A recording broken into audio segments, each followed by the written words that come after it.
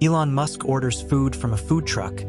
What he does next shocks everyone. The line stretched out longer than anyone would have expected for a food truck that had been parked in the same spot for years.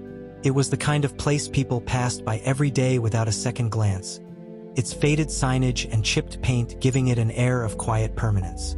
Today, however, the scene was different. The regulars noticed it immediately. A buzz of energy, a hum of tension that didn't belong. Near the middle of the line, a tall man stood with his hands in his pockets, his face partially obscured by a baseball cap and a pair of sunglasses. He was dressed casually, jeans, a plain t-shirt, but there was something about the way he carried himself that drew furtive glances from the other patrons. People whispered, some nudging each other with subtle gestures in his direction, their curiosity unmistakable. He didn't seem to notice, or if he did, he didn't care. Further up in line, a man in an expensive blazer was growing visibly impatient. He tapped his foot against the pavement, his sighs growing louder with each passing second. "How long does it take to make a sandwich?" he muttered, loud enough for those nearby to hear. The owner of the food truck, a middle-aged man with a kind but weary expression, glanced up from the griddle. His hands worked methodically, flipping and assembling with the ease of someone who'd been doing this for decades. "We're going as fast as we can," he said politely, though there was an edge of exhaustion in his tone. "Not fast enough," the man snapped back, earning a few disapproving looks from the others in line. The tall man in the baseball cap shifted slightly, his gaze flicking toward the commotion. He didn't speak, but the slight tilt of his head suggested he was listening closely. Near the back of the line, a young woman cradled her toddler on her hip, bouncing him gently to keep him calm. She cast a nervous glance toward the food truck, her lips pressing into a thin line. "Do you think they'll still have anything left by the time we get up there?" she murmured to the man beside her, her voice low. "Doubt it," he replied, his tone resigned. "That guy in the blazer looks like he's about to buy the whole truck just to prove a point." As the line inched forward, the tension grew thicker. The man in the blazer continued to grumble under his breath, occasionally glancing at his watch and making a show of checking his phone. The owner did his best to keep up, his hands moving faster now, but the strain was beginning to show in the set of his shoulders. When the man in the blazer finally reached the front of the line, he didn't wait for a greeting. "I'll take 3 of whatever's fastest," he said brusquely, tapping his fingers against the counter. The owner hesitated for a moment, his brow furrowing. "We're low on some ingredients," he explained, his tone apologetic. "If you want 3, it might take a bit longer." "I don't care how long it takes," the man interrupted. "Just make it, and maybe try moving faster while you're at it." The murmurs in the line grew louder, a few people exchanging pointed looks. One older woman near the front muttered something about entitled businessmen, her tone dripping with disdain. The tall man in the baseball cap took a step forward, his posture still relaxed but his presence unmistakable. He stood silently, watching as the owner nodded and turned back to the griddle, his movements hurried but precise. Behind the truck, a teenager appeared, balancing a crate of fresh supplies in his arms. He was thin and wiry, his face streaked with sweat, but there was a determined set to his jaw as he pushed open the side door and began restocking the counter. "Thanks, kid," the owner said, pausing briefly to pat the teenager on the shoulder. "No problem, Dad," the boy replied, a small smile breaking through his exhaustion.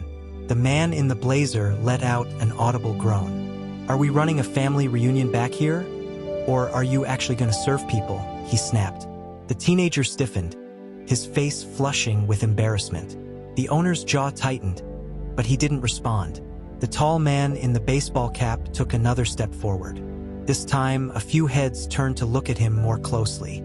There was something in the way he moved, calm, deliberate, and unshaken by the growing tension. When it was finally his turn at the counter, the owner greeted him with a weary but polite smile. "What can I get you?" The tall man glanced at the menu board, then back at the owner. "What's your specialty?" he asked, his voice low and steady. The owner hesitated, clearly caught off guard by the question. "Depends on what you're in the mood for," he said, his tone cautious. "I'll take whatever you're best at," the man replied simply, sliding a bill across the counter. The owner nodded, his expression softening slightly as he turned back to the griddle. As the man in the blazer watched from a nearby table, he let out a sharp laugh. "Must be nice," he said loudly, his tone dripping with sarcasm. "Some of us have real jobs to get back to." The tall man didn't respond. He stood quietly, his posture relaxed, as the owner handed him his order. "Thank you," the man said, his tone sincere. The owner hesitated, glancing up at him for a moment before nodding. "Enjoy." As the tall man stepped away, the murmurs in the line grew louder. Whispers rippled through the crowd, a mix of curiosity and speculation. Some people craned their necks to get a better look at him, while others exchanged knowing glances. The man in the blazer snorted, shaking his head. "What's with the mystery act?" he muttered. But the tall man didn't look back. He moved toward a nearby bench, his tray balanced in one hand, and sat down quietly. For a moment, the scene seemed to settle. The line continued to inch forward, the owner working diligently to keep up, and the hum of conversation filled the air once more. But there was an undercurrent of anticipation, an unspoken sense that something was about to happen. And it wasn't over yet. The air around the food truck carried the familiar aroma of sizzling meat and warm spices, but the tension surrounding the line felt far from comforting. Conversations buzzed among the patrons, but the man in the blazer remained the loudest presence, his impatience practically vibrating through the pavement. Grace, the young mother with the toddler balanced on her hip, cast him a wary glance as he continued to complain loudly. "I don't understand why this is taking so long," he said, tapping his fingers against the table where he sat. "If they can't handle a simple lunch rush, maybe they shouldn't be in business." From the corner of her eye, Grace saw the food truck owner pause briefly, his shoulders stiffening before resuming his work. He didn't say anything, but the teenager beside him, his son, no doubt, looked up sharply, his jaw tightening. The boy didn't speak either, though his hands moved faster, stacking plates and handing off orders as if trying to outrun the tension. "Daddy's making the food," Grace murmured softly to her toddler, her voice low and soothing. "He's working hard," the man in the blazer snorted. "Working hard? That's a stretch. This is amateur hour." A ripple of unease moved through the line. Several patrons glanced at each other but said nothing, unwilling to draw attention to themselves. Nathan, a young man in a hoodie standing near the middle of the line, frowned as he adjusted the earbuds hanging around his neck. He looked like he wanted to say something but stopped short, shaking his head. The tall man in the baseball cap sat quietly at a nearby bench, his tray untouched in front of him. He didn't react to the growing commotion, but his posture shifted slightly, his head tilting as if listening closely. Meanwhile, the food truck owner handed off an order to a customer, his smile strained but polite. "Here you go," he said, his voice calm despite the growing tension. The man in the blazer leaned back in his chair, crossing his arms. "Maybe if you spent less time chatting with customers and more time actually cooking, people wouldn't have to wait so long." The owner glanced at him briefly but didn't respond.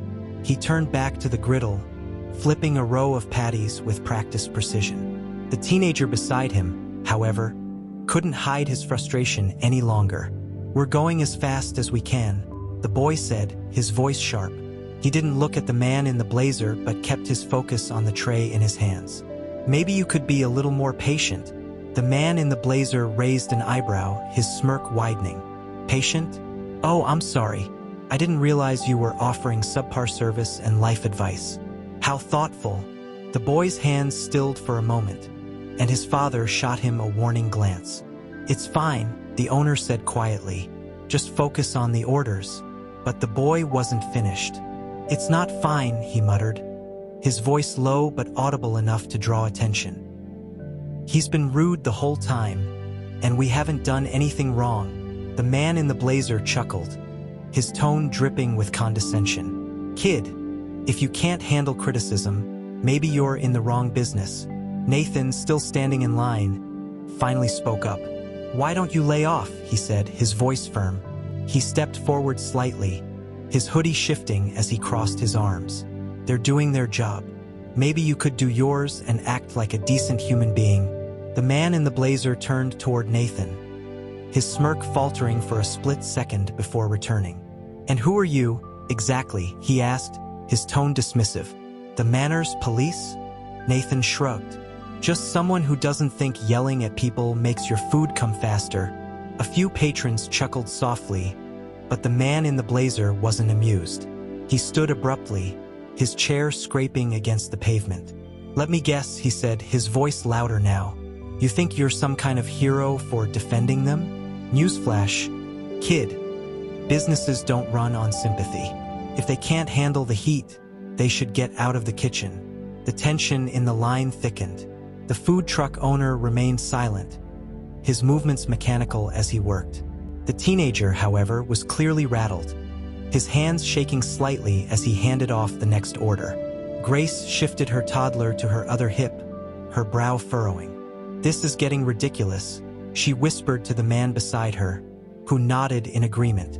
The tall man in the baseball cap finally moved. He reached for his tray, lifting a single napkin and wiping his hands methodically.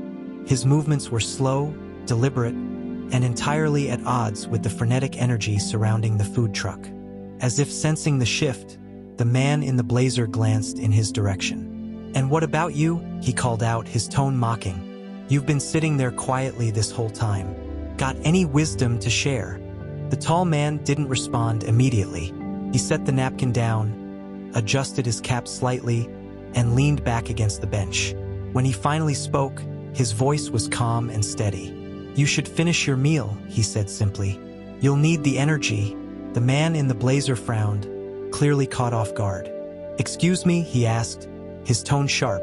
The tall man shrugged, his posture relaxed. "Just a suggestion," he said. "You seem tense." For a moment, the man in the blazer said nothing, his expression a mixture of confusion and annoyance. Then he scoffed, waving a dismissive hand. "Whatever," he muttered, turning back toward the food truck. Nathan smirked slightly, but the tension in the air remained palpable. The food truck owner continued working, his focus unwavering, but the strain was evident in his tight movements. The teenager tried to keep up, but his hands still trembled, and a stack of napkins slipped from his grasp, scattering across the counter. The man in the blazer let out an exaggerated sigh. "Oh, for God's sake," he muttered. "Can't even hold napkins. Unbelievable." Grace shot him a glare, but before she could speak, the teenager stepped back, his face flushed.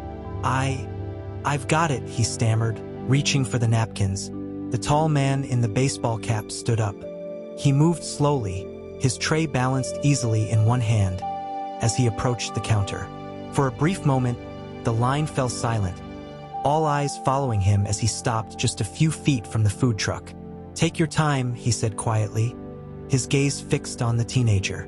The boy hesitated, his hands still trembling, but he nodded. "Thank you," he whispered. The tall man didn't reply. He simply stood there, his presence commanding without saying a word. The line remained still, the tension holding steady, as the scene unfolded. The teenager quickly picked up the scattered napkins, his hands moving faster as if speed could erase the humiliation. The man in the blazer sneered, his gaze fixed on the boy like a cat toying with its prey. "Careful now," he said loudly, his tone dripping with mockery. "Wouldn't want you to drop the next batch too." Nathan, still standing in line, bristled at the comment. "You've got nothing better to do than bully a kid?" He shot back, his voice sharp. "Maybe you should focus on your own order." The man in the blazer turned to Nathan, his expression twisting into an exaggerated smirk. "Oh, we've got a defender of the weak here," he said, spreading his arms theatrically. "Let me guess. Next you're going to tell me to hold hands and sing Kumbaya?" A few people in line exchanged uncomfortable glances, the tension thickening with each word. Grace adjusted her toddler on her hip, her brow furrowing deeply. "Some people just need to learn to mind their own business," she murmured under her breath.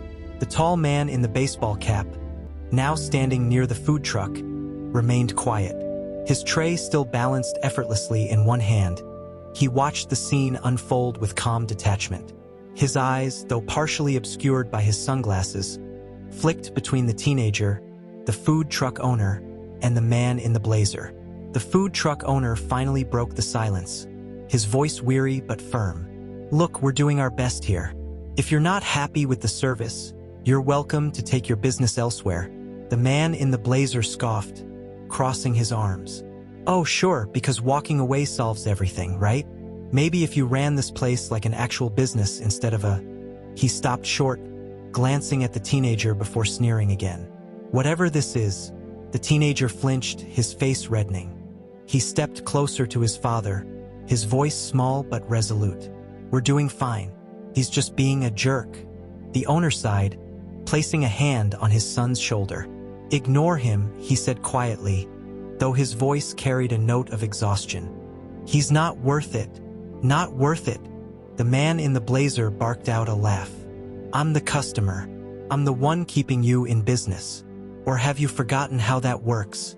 Nathan took a step forward, his hands balled into fists at his sides. "You're not keeping anything in business. You're just making everyone's life miserable because you think it makes you important." The man in the blazer whirled around to face Nathan, his smirk fading into a glare. "Watch your mouth, kid," he snapped. "You don't know who you're talking to." Nathan tilted his head, his expression unimpressed. "Yeah? And do you know who you're talking to?" The man in the blazer opened his mouth to respond but was cut off by the sound of the food truck door swinging open. The teenager emerged carrying another box of supplies, his movements careful but hurried. He glanced nervously at the man in the blazer, then quickly set the box down near the counter. "Hey, take it easy," Nathan said to the boy, his voice softer now. "You're doing great. Don't let this guy get to you." The boy hesitated, his eyes darting between Nathan and the man in the blazer. He nodded faintly, mumbling a quiet "thanks" before stepping back into the truck. The tall man in the baseball cap finally spoke, his voice calm but carrying an unmistakable weight. "It's not worth arguing," he said, his gaze fixed on the man in the blazer. "Some people don't listen until they have to." The words hung in the air, their meaning ambiguous but heavy. The man in the blazer narrowed his eyes, his arrogance flickering with uncertainty. "What's that supposed to mean?" he demanded, his voice louder now. The tall man tilted his head slightly, his expression unreadable. "It means you're making this harder than it needs to be. Maybe think about why that is." A murmur spread through the line, the other patrons exchanging glances. Grace, holding her toddler tightly, gave the tall man a small nod of approval. Nathan smirked slightly, clearly enjoying the shift in dynamics. The man in the blazer, however, bristled at the attention. "Oh, so now you're the philosopher of the food truck line," he snapped. "Spare me the lecture. Why don't you just eat your food and mind your own business?" The tall man's lips twitched, not quite a smile but close. He said simply. "But you seem determined to make your business everyone else's problem."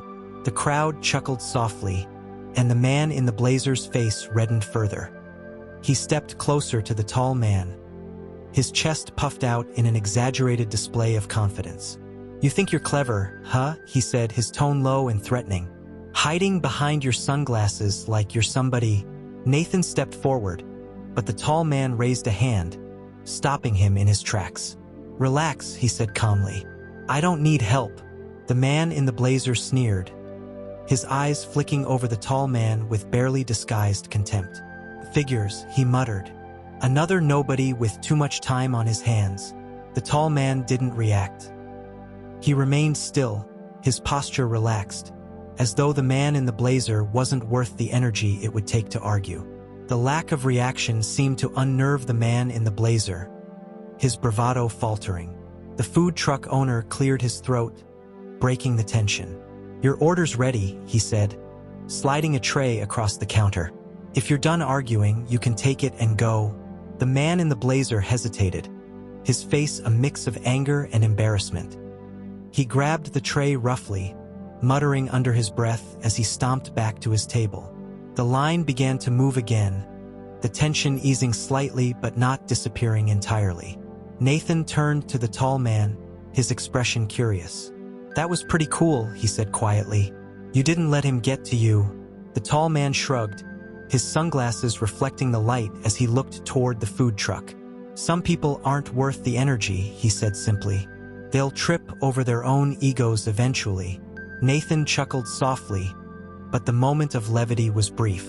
The tension in the air remained, simmering just beneath the surface. As the line moved forward and the food truck owner continued his work, the line outside the food truck shifted forward again, the shuffle of feet breaking the uneasy silence. Conversations among the patrons remained subdued, as though everyone was carefully avoiding the elephant in the room, the man in the blazer, whose presence still cast an uncomfortable shadow over the crowd. At his table, the man in the blazer picked at his food, his irritation visible in the sharp movements of his hands. Every now and then, he'd glance toward the line, his eyes narrowing as if searching for someone to direct his anger at.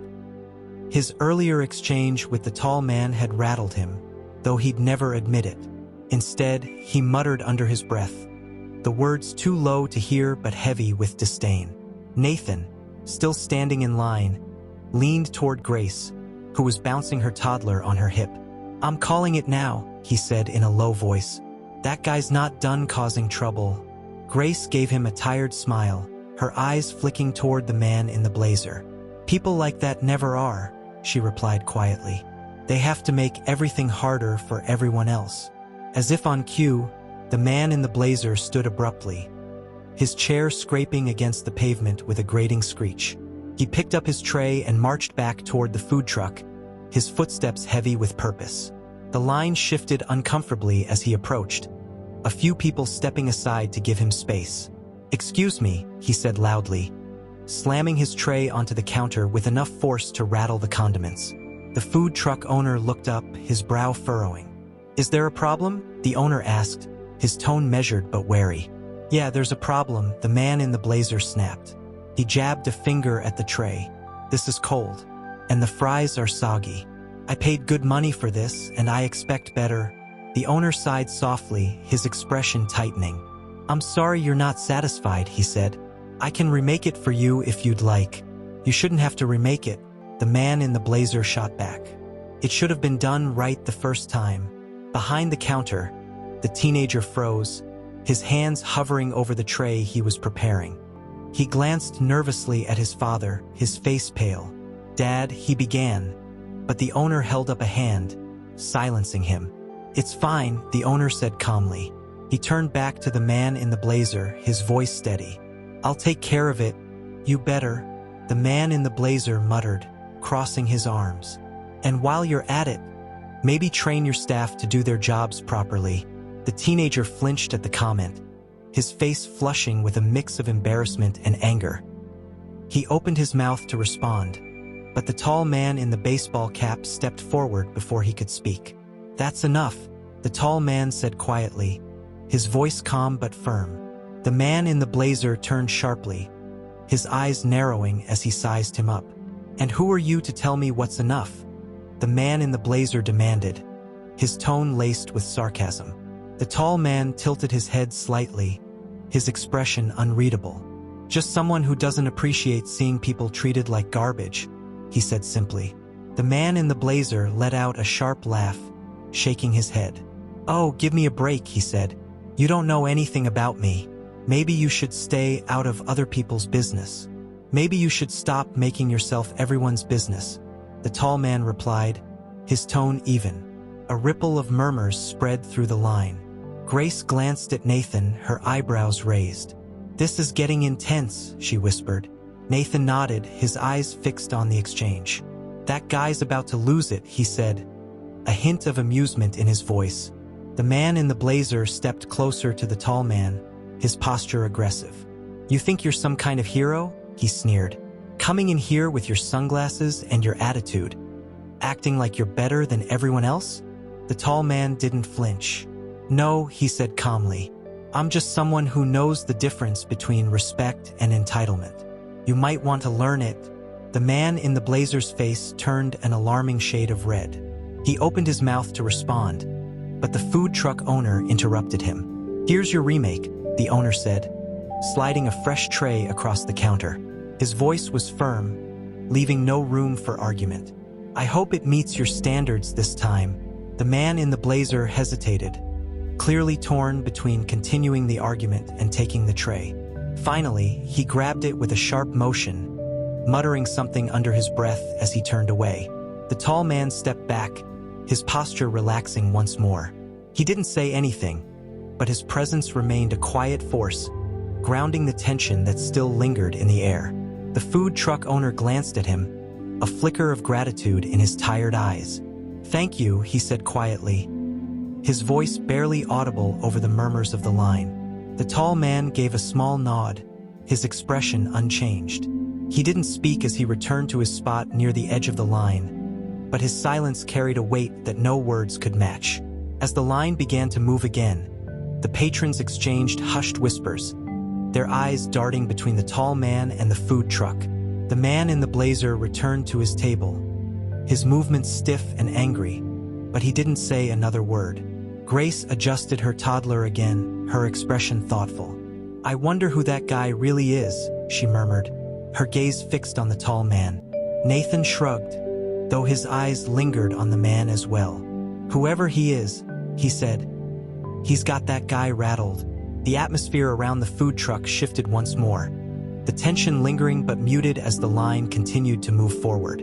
The tall man remained a silent presence, his sunglasses reflecting the light as he stood quietly, watching and waiting. The line at the food truck moved sluggishly, but the tension between the patrons had taken on a sharper edge. Conversations had dropped to whispers, the kind of hushed tones that carried the weight of shared unease. Everyone was watching, waiting for something to happen or someone to snap. The man in the blazer sat rigidly at his table, his tray untouched. His earlier bravado had diminished, replaced by a simmering anger that seemed to radiate from him like heat waves. His gaze darted between the food truck, the patrons in line, and the tall man in the baseball cap, who remained near the counter, calm and unshaken. Grace rocked her toddler gently on her hip, her movements soothing, but her expression betrayed her unease. "It feels like we're sitting on a powder keg," she murmured to Nathan, who stood beside her. Nathan nodded, his arms crossed tightly over his chest. "That guy in the blazer isn't done," he said quietly. "You can see it in his eyes. He's looking for a reason to blow up." The food truck owner worked steadily, his hands moving with practiced efficiency, but there was a tension in his shoulders that hadn't been there before. His teenage son stood beside him, refilling a tray of condiments with quick, jerky movements. The boy's face was tight with frustration, his earlier confidence now replaced by a guarded unease. "Dad," the boy muttered under his breath, his voice barely audible. "Why do we have to put up with this?" The owner didn't look up from the griddle. "Because we don't stoop to their level," he said firmly, though there was a weariness in his tone. "Just focus on the work." The tall man in the baseball cap stepped forward slightly, his posture still relaxed but his presence impossible to ignore. He moved with the kind of ease that made it clear he wasn't in a hurry, yet every step seemed purposeful, as though he was always exactly where he meant to be. The teenager glanced at him nervously, his hands pausing mid-motion. The tall man gave him a small nod, a gesture that was almost imperceptible, but it seemed to steady the boy's trembling hands. "Hey!" The sharp voice of the man in the blazer cut through the air like a knife. He had stood up abruptly, his chair scraping loudly against the pavement. All eyes turned to him as he pointed a finger toward the food truck.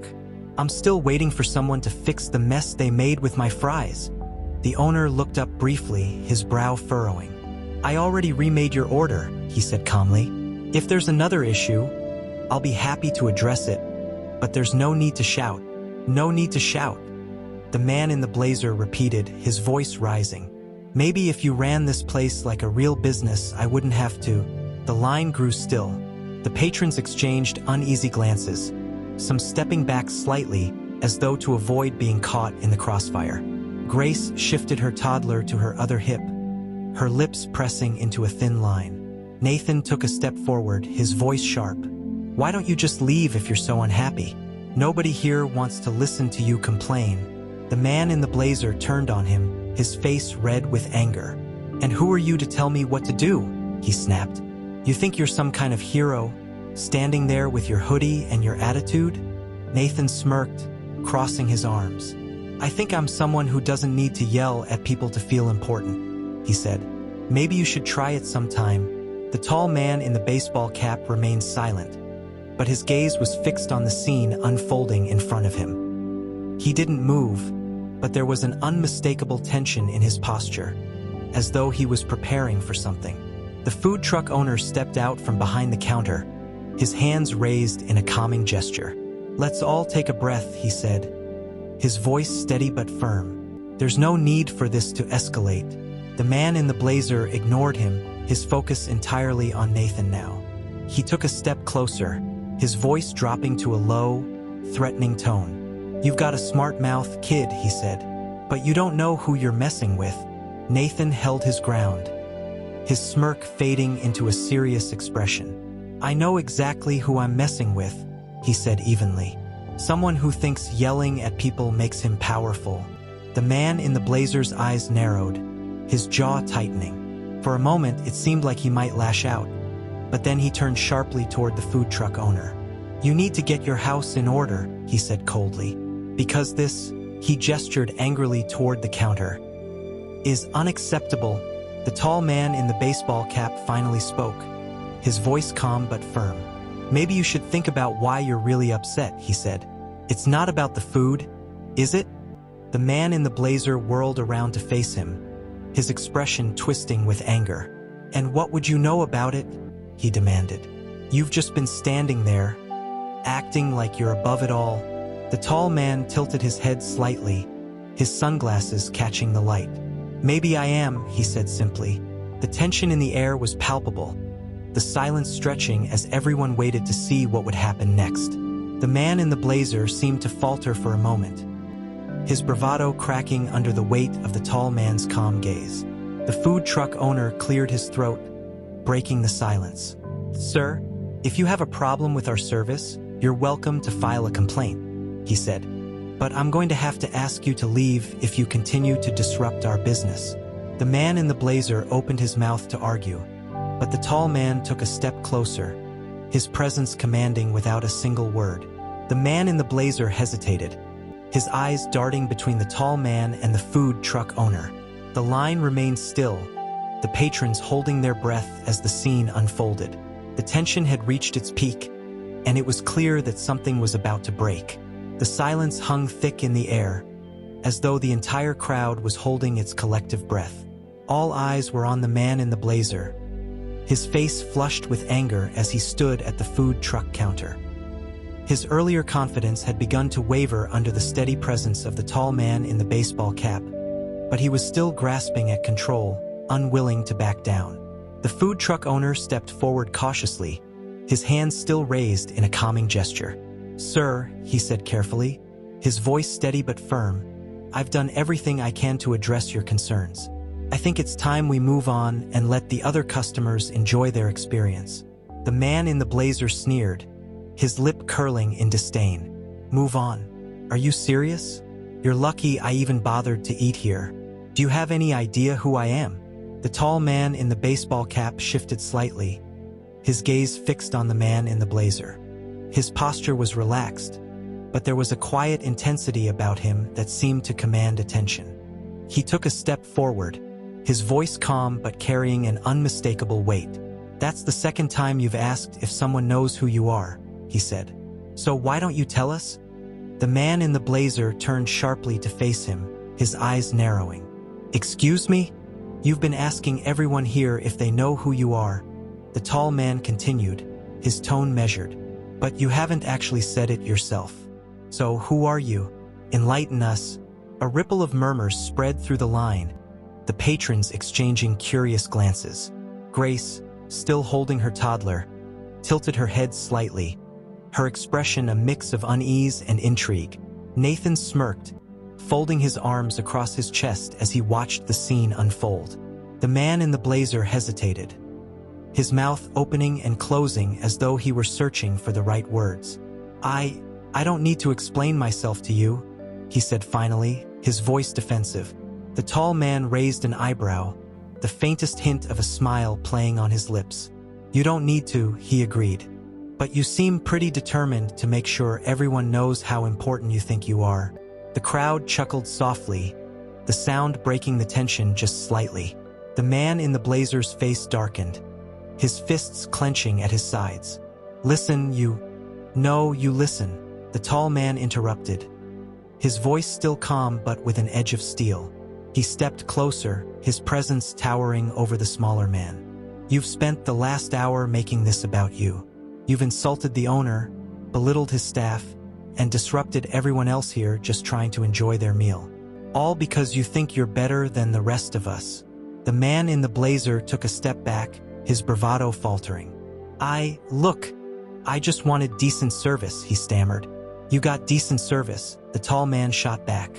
"And when it wasn't perfect, they fixed it for you. But that wasn't enough, was it? Because it was never about the food." The crowd grew still again, the weight of the tall man's words settling over them. The man in the blazer's mouth opened as if to argue, but no words came out. The tall man tilted his head slightly, his sunglasses catching the light. "So, let me ask you again," he said quietly. "Who are you? Because from where I'm standing, you're just a guy who's scared of being ordinary." A hush fell over the crowd, the silence stretching as the man in the blazer stood frozen, his face a mix of anger and humiliation. Grace's eyes widened, her lips parting in surprise. Nathan let out a low whistle, his smirk widening. "Wait a second," someone in the crowd murmured. "Is that?" The voice trailed off, but the murmurs quickly grew louder as the patrons began to piece together what was happening. The tall man reached up slowly, pulling off his sunglasses and tucking them into the collar of his t-shirt. The realization hit the crowd like a wave. Gasps rippled through the line, and several people exchanged stunned glances. Grace's mouth fell open, and Nathan blinked in disbelief. "Elon Musk," someone whispered, their voice filled with awe. The man in the blazer's face turned ghostly pale, his earlier arrogance crumbling into something closer to panic. "You're Elon Musk," the tall man confirmed, his voice steady. "And if you think I don't know what good service looks like, you're mistaken. But that's not the problem here, is it?" The man in the blazer stammered, his composure shattering completely. I didn't realize, you didn't realize who I was," Elon said, finishing the sentence for him. "And that's the point, isn't it? You didn't care about how you treated anyone here because you didn't think it mattered. Because you assumed no one was watching." The food truck owner stared at Elon, his eyes wide with shock. The teenager beside him dropped the tray he was holding, the clatter breaking the silence momentarily. "Oh my God," he whispered. Elon turned to the owner, his expression softening. "You've been incredibly patient," he said. "More than I would have been in your shoes." The owner nodded slowly, still processing what was happening. "Thank you," he said finally, his voice thick with emotion. Elon turned back to the man in the blazer, his gaze hardening once more. "Now let me tell you who I am," he said. "I'm the guy who just watched you treat a hardworking family like they were beneath you. I'm the guy who's going to make sure everyone knows exactly what kind of person you are. And I'm the guy who's done listening to your excuses." The man in the blazer opened his mouth to respond, but no words came out. The crowd watched in stunned silence, the atmosphere electric with anticipation. The man in the blazer stood frozen, his earlier bravado replaced by a pale, stunned silence. He opened his mouth to speak, but his words were stuck somewhere between his throat and his unraveling pride. The crowd watched with rapt attention, their whispers swelling with astonishment. "Did he just say Elon Musk?" one patron murmured, their voice thick with disbelief. "It's him," another said. "The way he's talking, there's no mistaking it."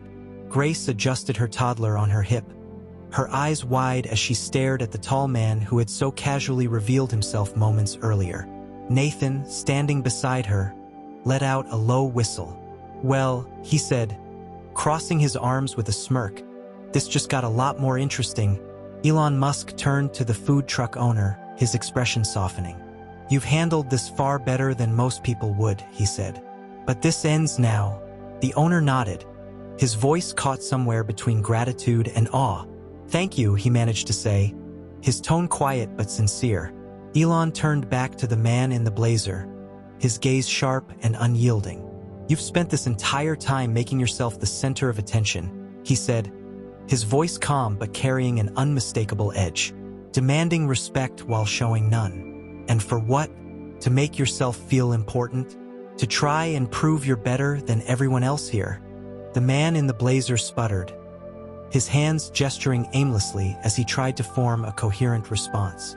I didn't know it was you," he stammered finally, his voice trembling.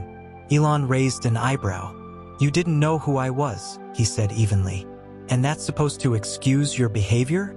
Let me ask you something. If you'd known it was me, would you have treated anyone here differently?" The man in the blazer blinked, his face flushing a deep red. I mean no," he said weakly, though the hesitation in his voice betrayed him. "That's what I thought," Elon said. He gestured toward the food truck owner and his son. "These are good, hard-working people. They're providing a service, putting in the time and effort to make something of their own. And you disrespected them. Not because they did anything wrong, but because you assumed you could get away with it." The crowd murmured in agreement, their collective disdain for the man in the blazer growing louder with each passing second. Grace nodded silently, her expression a mix of satisfaction and relief. Even Nathan, who had been smirking moments earlier, looked genuinely impressed. Elon took another step forward, his presence towering over the man in the blazer. "You thought no one was paying attention," he continued, his tone sharp. "You thought your behavior didn't matter. But here's the thing, it always matters. How you treat people when you think no one's watching says everything about who you are." The man in the blazer looked down, his shoulders slumping under the weight of Elon's words. "I didn't mean," he began, but Elon cut him off. "Don't," he said firmly. "You meant every word, every insult. And now you're embarrassed because you've been exposed. That's not regret. It's shame. And it's not enough." The crowd began to clap, a slow, steady rhythm that grew louder as more people joined in. The sound filled the air, drowning out the man in the blazer's stammered protests. Grace smiled faintly, her grip on her toddler tightening as the tension in her shoulders eased. Nathan grinned, nudging her gently. "Looks like karma's finally catching up," he said. The food truck owner stepped forward hesitantly, his expression a mix of gratitude and disbelief. "I don't know how to thank you," he said, his voice thick with emotion. "I never expected—" "You don't need to thank me," Elon interrupted, his tone kind but firm. "You don't owe anyone thanks for being treated with respect. That's something everyone deserves." The teenager, still standing behind the counter, stared at Elon with wide eyes. "You're really Elon Musk?" he asked, his voice barely above a whisper. Elon turned to him, his expression softening further. "I am," he said simply. "And I think you've handled yourself pretty well today." The boy's face lit up, a small, proud smile breaking through his earlier nervousness. "Thank you," he said quietly. Elon turned back to the man in the blazer, his gaze hardening once more.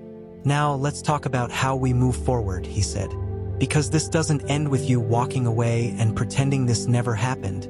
The man in the blazer stiffened, his eyes darting nervously around the crowd. I don't know what you want from me," he said, his voice trembling. "I want you to take accountability," Elon said simply, "for your actions, for your words. And I want you to think long and hard about the kind of person you want to be.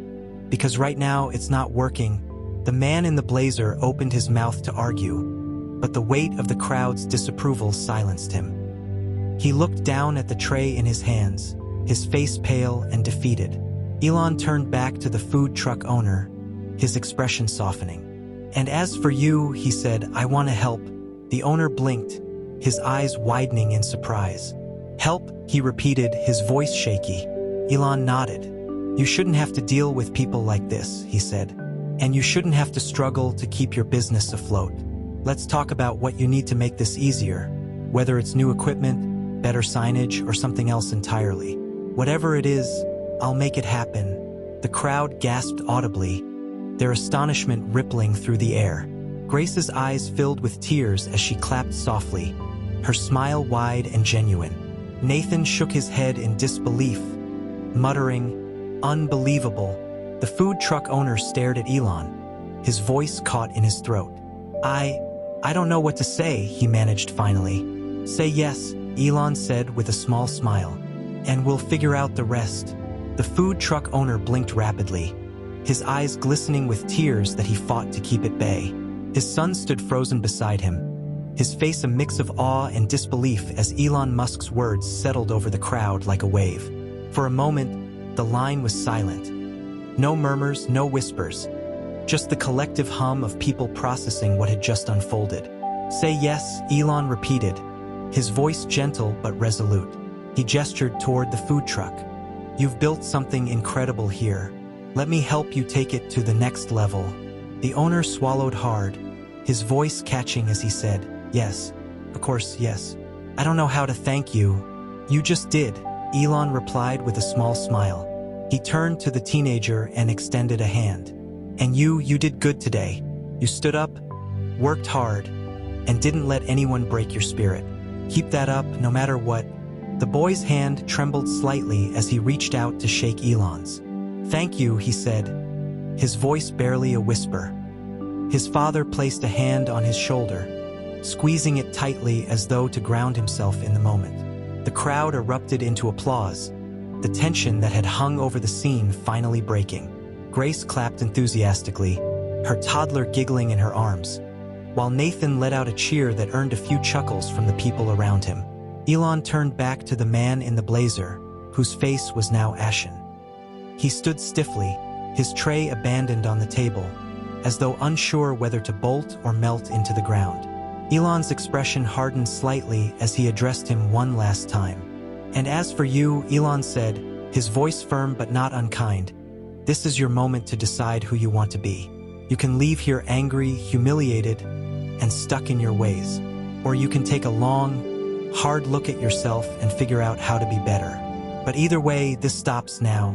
The man in the blazer opened his mouth, but no words came out. He glanced around the crowd, which was now watching him with a mix of disdain and pity. His shoulders sagged as he muttered, "I'm sorry."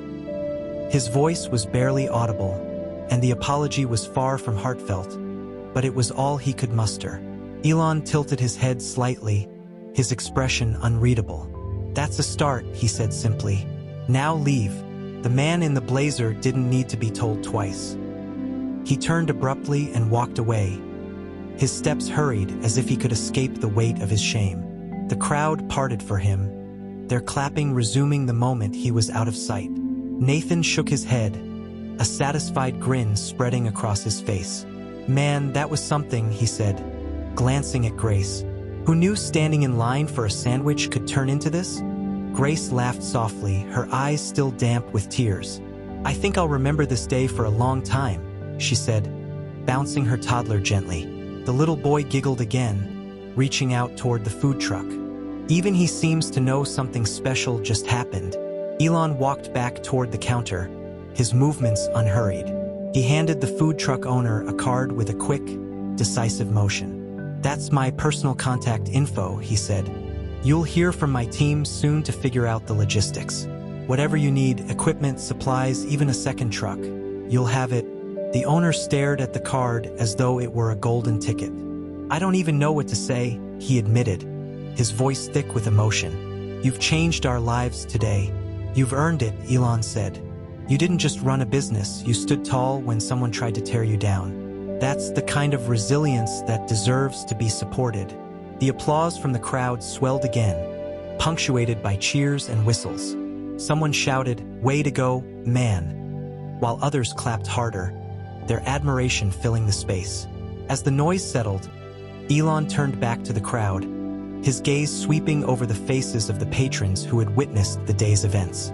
"This isn't just about what happened here today," he said, his voice carrying easily over the gathered group. "It's about how we treat people, especially when we think no one's paying attention. The smallest kindness can make the biggest difference. And the smallest cruelty says everything about who you are." The crowd nodded in agreement, the weight of his words sinking in. Grace wiped her eyes, her smile wide and genuine. Nathan gave Elon a thumbs up, his expression one of pure respect. Elon put his sunglasses back on, his demeanor once again relaxed and understated. He turned to the food truck owner one last time. "Keep doing what you're doing," he said. "The world could use more people like you." With that, he walked away, his movements calm and confident. The crowd parted for him like the sea, their applause following him until he disappeared around the corner. For a moment, no one spoke. Then the food truck owner turned to his son, his voice full of wonder. "We'll never forget this day," he said quietly. "Never." Grace smiled as she watched the scene unfold, her toddler tugging at her sleeve. "That's the kind of story you'll tell for generations," she said softly. And it all started with a sandwich. The applause for Elon Musk had barely died down when murmurs began rippling through the crowd like a spreading flame. People leaned toward each other, whispering and pointing in the direction he had walked away. The food truck owner, still clutching Elon's business card, looked dazed, as though the weight of what had just transpired was only beginning to settle in. Nathan was the first to break the silence. "Okay, that's officially the craziest thing I've ever seen," he said, running a hand through his hair. "How do you just casually meet Elon Musk at a food truck?" Grace chuckled softly, bouncing her toddler on her hip. "Not just meet him," she said. "Watch him completely humiliate that guy and then turn around and offer to change someone's life. It's surreal." The food truck owner smiled faintly, his eyes still glued to the card in his hand. "Surreal doesn't even begin to describe it," he murmured. His son, standing close by, looked equally stunned. "Dad, are we really going to?" The boy stopped, shaking his head as though trying to clear it. "I mean, is this really happening?" "It's happening," his father replied, his voice firm despite the disbelief still evident in his expression. "But it's not just about us. What Elon did, what he said. It's about something bigger." Nathan nodded, gesturing toward the now quiet crowd. "He didn't just call out that guy in the blazer. He called out everyone here. How many of us just stood around watching while that jerk kept tearing into you?" There was a flicker of guilt in the crowd. A few people exchanged awkward glances, their earlier silence now weighing heavily on them. Grace sighed, her smile fading slightly. "Sometimes it's hard to know when to step in," she said quietly. "But it doesn't mean we shouldn't try." Before anyone could respond, the sound of a car engine revving loudly shattered the moment. Heads turned toward the street just in time to see a sleek black car screech to a halt near the corner. The man in the blazer stepped out, slamming the door behind him with enough force to make the nearby patrons jump. "Oh no," Grace whispered, her arms tightening protectively around her toddler. "What's he doing back?" Nathan frowned, stepping closer to the food truck. "Looks like he didn't get enough humiliation the first time." The man in the blazer stormed back toward the food truck, his expression a mix of rage and desperation. His tie was loosened, and his face was flushed, either from embarrassment or the heat of his anger. "Where is he?" he demanded, his voice loud and sharp. "Where's Musk?" The crowd murmured uneasily, a few people stepping back to avoid his path. The food truck owner straightened, his expression hardening as he stepped in front of his son. "You need to leave," he said firmly. "This is private property." "Not until I talk to him," the man snapped. His gaze darted around the crowd, his movements jittery and erratic. "He doesn't get to walk away from this. He thinks he can embarrass me and get away with it? Not a chance." Nathan folded his arms, his voice steady but cold. "Pretty sure you embarrassed yourself," he said. "Now do everyone a favor and leave." The man in the blazer's eyes narrowed as he turned toward Nathan. "Stay out of this," he hissed. "You have no idea who you're dealing with." Nathan raised an eyebrow, unfazed. "Neither do you, apparently. Otherwise, you wouldn't be back here making an even bigger fool of yourself." The crowd stirred uneasily, their earlier admiration for Elon Musk replaced by a growing concern for what might happen next. Grace stepped closer to the food truck, her grip on her toddler tightening. "This guy's unhinged," she whispered to the owner. "Should we call someone?" The owner hesitated, his eyes flicking toward his son before nodding. "Yeah," he said quietly, It's probably time. As Grace reached for her phone, the man in the blazer turned toward the food truck owner, his face contorted with frustration. You think you've won because Musk threw a few bucks at your little business? He sneered.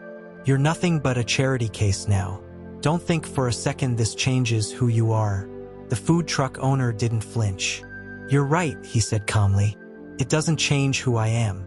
It just reminds me who I want to be. And it's not someone like you. The crowd murmured in approval, a few people clapping softly. The man in the blazer's face darkened, his hands clenching into fists. He took a step closer to the truck, his movements aggressive, but before he could get any closer, Nathan stepped in front of him. That's far enough, Nathan said, his voice firm. You're done here. The man in the blazer sneered, but the sound of approaching footsteps made him freeze. The tall, unmistakable figure of Elon Musk emerged from around the corner, his sunglasses back in place, but his expression unreadable. Still here? Elon asked, his tone casual but carrying a sharp edge. I thought I made myself clear. The man in the blazer stiffened, his earlier anger now tempered by visible fear. I just wanted to talk, he stammered. To explain. There's nothing to explain, Elon said, cutting him off. You had your chance, and you showed everyone exactly who you are. Now you're just making it worse. The crowd watched in silence, their eyes darting between Elon and the man in the blazer. The tension was palpable, the air heavy with anticipation. You don't get it, the man in the blazer said, his voice desperate. This isn't over. You humiliated me in front of everyone. Do you know what that does to someone like me? Elon tilted his head slightly, his expression calm but unyielding. Yes, he said, it forces them to grow up, or it destroys them. The choice is yours. The man in the blazer opened his mouth to respond, but the sound of a police siren in the distance made him hesitate. The crowd stirred, a few people murmuring in surprise. Grace lowered her phone, her expression steady. I called, she said quietly. It was time. The distant sound of the police siren grew louder, its wailing cutting through the uneasy murmurs of the crowd. The man in the blazer stood rigid, his eyes darting toward the approaching sound before snapping back to Elon Musk. His once arrogant posture had morphed into something more defensive, his hands clenched tightly at his sides. You called the cops? He hissed, glaring at Grace. What the hell is wrong with you? Grace met his glare without flinching, her toddler clinging to her shoulder. What's wrong is you coming back here to harass everyone, she said, her voice steady. You had your chance to leave. You chose not to. Nathan stepped forward, his arms crossed tightly over his chest. She did the right thing, he said. You're out of control. Someone had to step in before you made things worse. The man in the blazer let out a humorless laugh, shaking his head. Worse? You think this is bad? He gestured toward the food truck and the gathered crowd. You don't know bad. You have no idea who you're messing with. You keep saying that, Elon interjected, his voice cutting cleanly through the man's rant. He stood tall and calm, his sunglasses reflecting the sunlight as he tilted his head slightly. But all I've seen is someone throwing tantrums and blaming everyone else for their problems. The man in the blazer turned on him, his face twisted with anger. You don't get it, he snapped. You humiliated me, in front of everyone. Do you know what kind of damage that does to my reputation? Elon raised an eyebrow, his expression unfazed. Your reputation was already damaged the moment you decided to treat people like they were beneath you, he said. All I did was hold up a mirror. The crowd murmured in agreement, their disdain for the man in the blazer growing louder. Grace adjusted her toddler, her expression resolute. He's right, she said. You did this to yourself. The man in the blazer opened his mouth to argue, but the wailing siren grew deafening as a police car pulled up to the curb. Two officers stepped out, their uniforms crisp and their expressions serious. The crowd shifted uneasily, their whispers growing quieter as the officers approached. One of the officers, a tall man with a neatly trimmed beard, addressed the crowd. We received a report of a disturbance, he said, his voice calm but authoritative. Can someone tell us what's going on here? Grace stepped forward, her grip on her toddler tightening. "This man," she said, pointing at the man in the blazer, "has been causing trouble for over an hour. He left, but then he came back, and he's been harassing the food truck owner and everyone else here." The officer nodded, his gaze shifting to the man in the blazer. "Is that true, sir?" he asked, his tone neutral but firm. The man in the blazer straightened, his earlier defensiveness replaced by a forced air of confidence. "I wasn't harassing anyone," he said quickly. "I was just trying to resolve a misunderstanding." "A misunderstanding?" Nathan scoffed, his tone dripping with sarcasm. "Yeah, right. You've been yelling at people, insulting them, and refusing to leave. That's not a misunderstanding. It's a meltdown." The officer raised a hand, his expression calm. "Let's all stay civil," he said. He turned back to the man in the blazer. "Sir, if you've been asked to leave and you've refused, that's a problem. Do you have anything else to say?" The man in the blazer hesitated, his gaze darting between the officer and Elon Musk. "This is ridiculous," he muttered. "I didn't do anything wrong." Elon stepped forward, his presence commanding as he addressed the officer. "He's been disruptive and aggressive," he said, his tone measured. "The food truck owner asked him to leave, and he refused. He's also made multiple threats toward the staff and patrons." The officer's eyes widened slightly as he recognized Elon. "Mr. Musk?" he asked, his voice tinged with surprise. Elon gave a small nod. "That's me," he said, "and I can assure you, this situation has been escalating for far too long. It's time to de-escalate." The officer nodded, his expression serious. "Understood," he said. He turned back to the man in the blazer, his tone firm. "Sir, I'm going to need you to step away from the food truck and cooperate with us." The man in the blazer's face darkened, his hands clenching into fists. "This is insane," he said, his voice rising. "Do you have any idea who I am?" The second officer, a shorter woman with sharp eyes, stepped forward. "We don't need to know who you are," she said bluntly. "We just need to know whether you're willing to cooperate, or if we're going to have to take further action." The man in the blazer hesitated, his bravado crumbling further under the weight of their stares. He glanced toward Elon, his expression pleading. "You're really going to let this happen?" he asked. "After everything I've been through?" Elon tilted his head slightly, his gaze steady. "What you've been through is a consequence of your actions," he said. "This isn't happening to you. It's happening because of you." The man in the blazer's shoulders slumped, his defiance finally giving way to defeat. He raised his hands slowly, his voice barely audible as he muttered, "Fine, I'll leave." The officers nodded, their expressions professional but firm. "We'll escort you to your vehicle," the taller officer said. "Let's go." As the man in the blazer was led away, the crowd began to clap again, their relief palpable. Grace let out a long breath, her shoulders relaxing as she smiled at her toddler. "Looks like that's the end of it," she said softly. Nathan grinned, his hands tucked into his hoodie pockets. "And the guy thought he could win," he said. "What a joke." Elon turned back to the food truck owner, his expression softening. "Now that the drama's over, let's talk about what you need," he said. "I meant what I said earlier. I want to help." The owner nodded, his eyes shining with gratitude. "Thank you," he said. "I don't know how we'll ever repay you." "You don't need to," Elon replied. "This isn't about repayment. It's about doing what's right." The police car idled at the curb for several minutes before finally pulling away, the man in the blazer seated stiffly in the back. He stared out the window, his earlier bravado now replaced with a sullen resignation. The crowd watched in silence as the car disappeared down the street, the tension in the air finally beginning to dissipate. Nathan let out a low whistle, shaking his head. "Well, that's one way to end a lunch rush," he said, his tone laced with dry humor. "I half expected him to get dragged out kicking and screaming." Grace chuckled softly, bouncing her toddler gently. "Honestly, I'm just glad it's over," she said. "That guy was on the edge.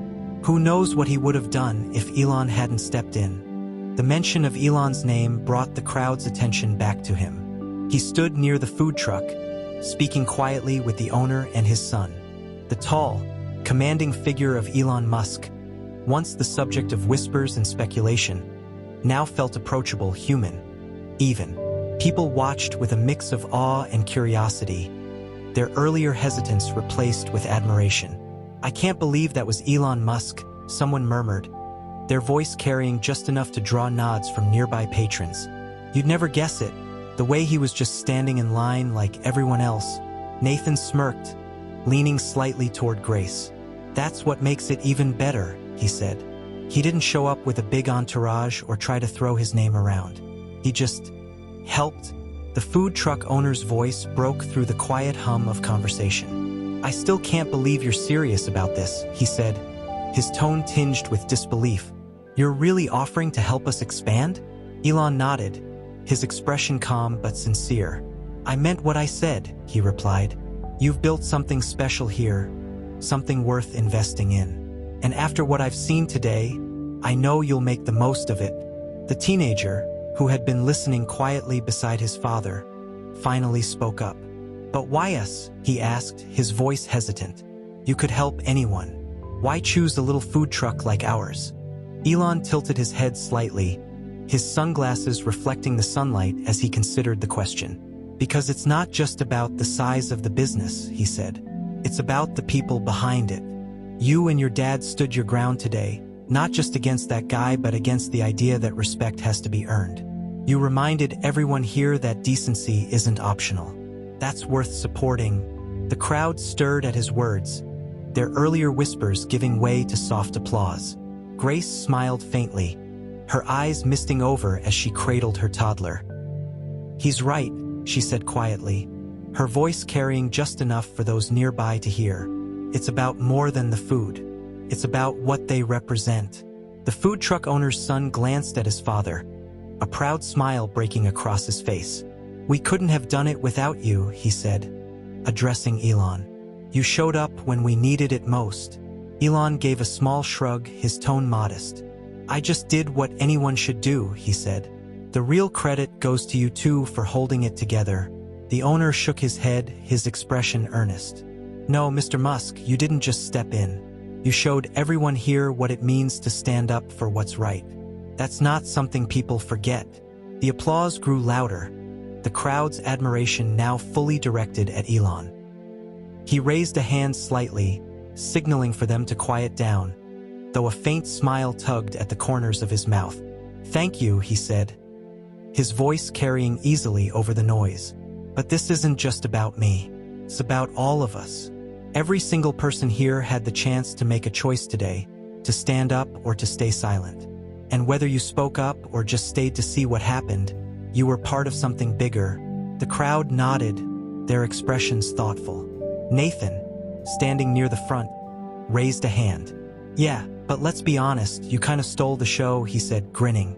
"Not every day you see Elon Musk in action at a food truck." The crowd laughed softly, the tension finally giving way to a lighter atmosphere. Even Elon chuckled, shaking his head. "Fair enough," he said, "but I hope the takeaway here isn't just about me. It's about what happens when we treat each other with dignity. Especially when it's not easy." A murmur of agreement swept through the crowd, their admiration for Elon deepening as they absorbed his words. Grace wiped a tear from her cheek, her smile wide and genuine. "He's right," she said, her voice steady. "This isn't just a story about what happened today. It's a reminder of who we can choose to be. Every single day." The food truck owner looked down at the business card in his hand, his fingers gripping it tightly. "This changes everything for us," he said softly. "Not just the business but how we see ourselves. You've given us more than just an opportunity, Mr. Musk. You've given us hope." Elon nodded, his expression warm. "And that's exactly what you're going to give to others," he said. "When this food truck becomes the success I know it can be, you're going to inspire people the same way you inspired me today." The owner's son grinned, his earlier nervousness replaced by a newfound confidence. "We'll make you proud," he said. "I promise." Elon smiled faintly, his sunglasses hiding the full depth of his expression. "You already have," he said simply. The applause swelled again, the crowd's energy now jubilant. People began pulling out their phones, snapping photos and recording videos of the moment. Grace handed her toddler a small piece of food from the tray she'd finally ordered, her smile never fading. Nathan clapped a hand on Elon's shoulder, his grin wide. "You've got fans for life now," he said. "Not that you didn't already." Elon chuckled softly, shaking his head. "I think I've done enough for one day," he said. "Now it's up to all of you to keep this going." The crowd clapped harder, their admiration for Elon now reaching a peak.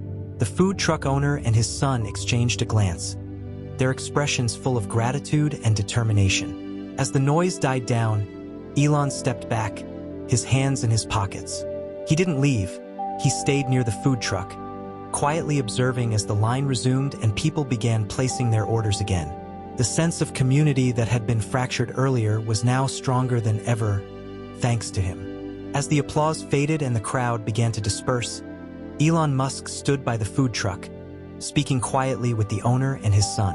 The earlier tension had given way to a hum of activity, with customers chatting in line, still buzzing about the day's events. But for Elon, the moment wasn't over yet. "Do you mind if we step away for a minute?" Elon asked the food truck owner, gesturing toward a quieter spot nearby. His voice was calm, but there was a hint of urgency in his tone. The owner exchanged a quick glance with his son before nodding. "Of course," he said, his voice steady but curious. "Lead the way." The three of them moved toward the edge of the parking lot, leaving the truck in the hands of a friendly bystander who offered to help manage the line. Grace, still holding her toddler, watched them go with a curious expression. Nathan, standing beside her, crossed his arms with a smirk. "Wonder what that's about," he murmured. Away from the crowd, Elon turned to face the father and son, his expression serious. "I wanted to talk to you both in private," he began, "because I think there's more we can do here. Something that goes beyond just expanding your business." The teenager tilted his head slightly, his brow furrowing. "What do you mean?" he asked. Elon's gaze softened as he gestured toward the food truck in the distance. "You've created something special," he said. "Not just a business, but a community hub. A place where people feel connected. I don't just want to help you grow that. I want to use what you've built as a model." The owner blinked, clearly taken aback. "A model?" he repeated. Elon nodded. "Yes, a model for what small businesses can achieve when they're supported the right way. I'm not just talking about financial help. I mean creating a network, resources, mentorship, even training programs for other small business owners who are just starting out." The teenager's eyes widened, his earlier nervousness replaced by a spark of excitement. "That sounds incredible," he said. "But why us?" "Because you've already proven you can lead," Elon replied. "Today wasn't just about standing up to one bad customer. It was about showing everyone what resilience and integrity look like. That's the kind of leadership other small business owners need to see." The owner ran a hand through his hair, his expression a mix of disbelief and determination. "I don't even know where we'd start," he admitted. "We're just a small operation. We don't have the experience or resources to take on something like that." "You won't have to do it alone," Elon assured him. "My team will handle the logistics, connecting you with the right people, providing the tools you need. All I'm asking is that you be the face of this initiative. Show other small business owners that it's possible to thrive, even when the odds are stacked against you." The owner hesitated for a moment, his gaze shifting to his son. The boy nodded slowly, his expression resolute. "We can do it," he said firmly. "We should do it." The owner smiled faintly, his shoulders relaxing. "Okay," he said, his voice steady. "We're in." Elon extended a hand, shaking each of theirs in turn. "You're making the right choice," he said, "and I'll be with you every step of the way." As they walked back toward the food truck, the mood among the crowd had shifted yet again. Grace, who had been chatting with Nathan near the truck, smiled warmly as the three returned. "Looks like something big is happening," she said, her tone light but curious. "You could say that," the owner replied, his voice carrying a new confidence. "We've got a lot of work ahead of us." Nathan raised an eyebrow, his smirk widening. "I don't know what he said to you, but whatever it was, you look like a man on a mission." The owner chuckled, clapping his son on the shoulder. "Let's just say this food truck might not be the only thing we're building." Elon stepped forward, his gaze sweeping over the crowd. "What we're doing here is just the beginning," he said, his voice carrying easily over the hum of conversation. "This food truck is a reminder of what's possible when we invest in each other. And I want all of you to be part of that."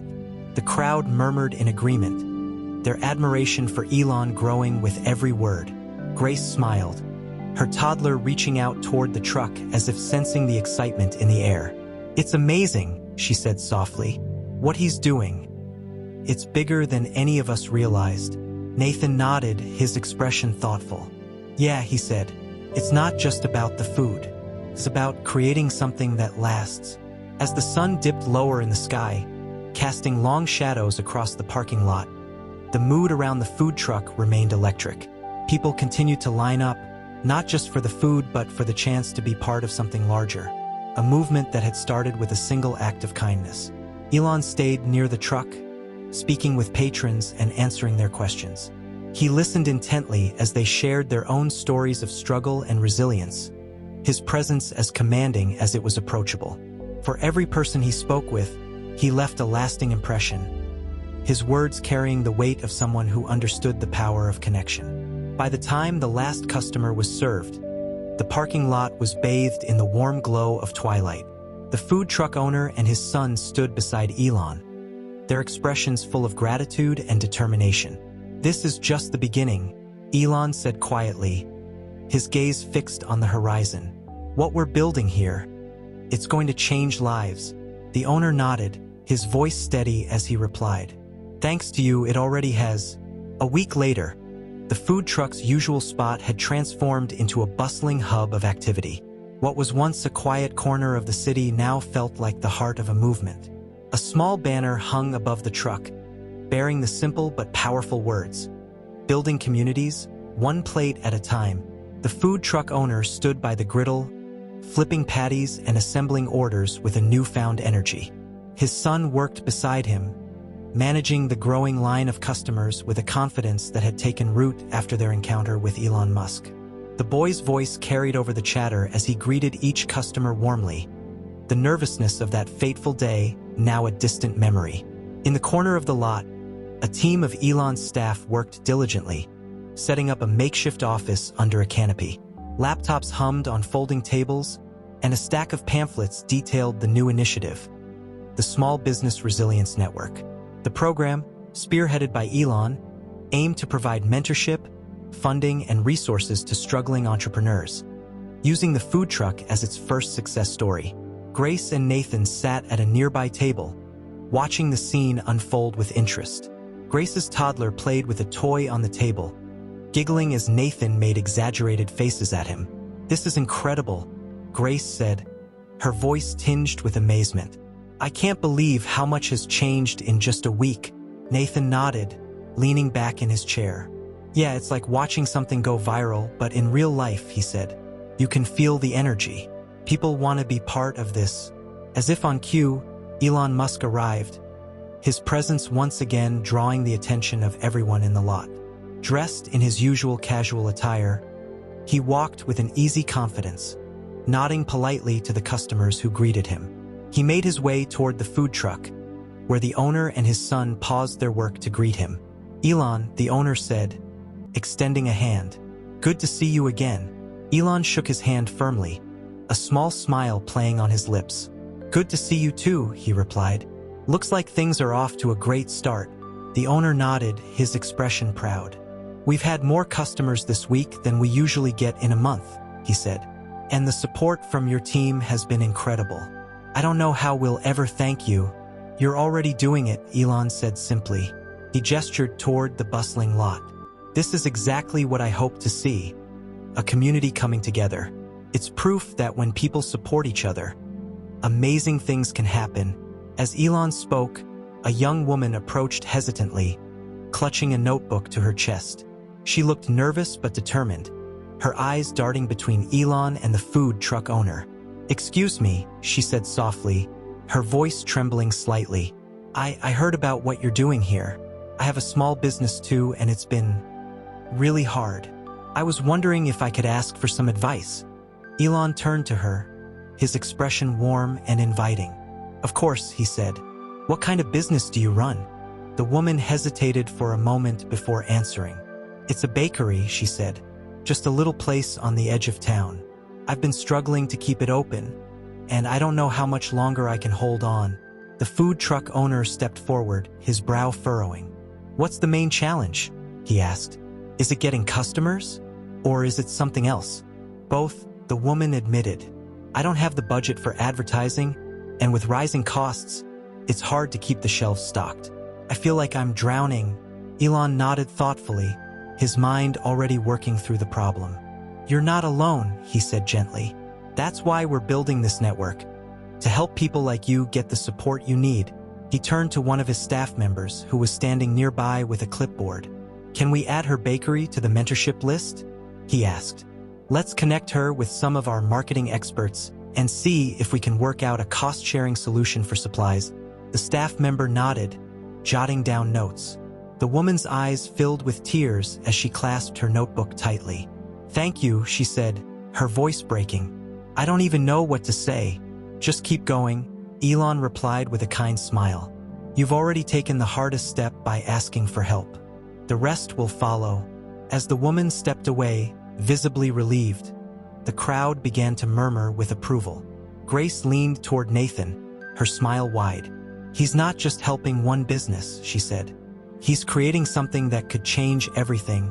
Nathan nodded, his tone thoughtful. It's like he's building a safety net for people who don't usually get one, he said. That's the kind of leadership we need more of. Meanwhile, the food truck owner and his son continued serving customers, their movements efficient but cheerful. The boy occasionally glanced toward Elon, his admiration evident in the way he carried himself.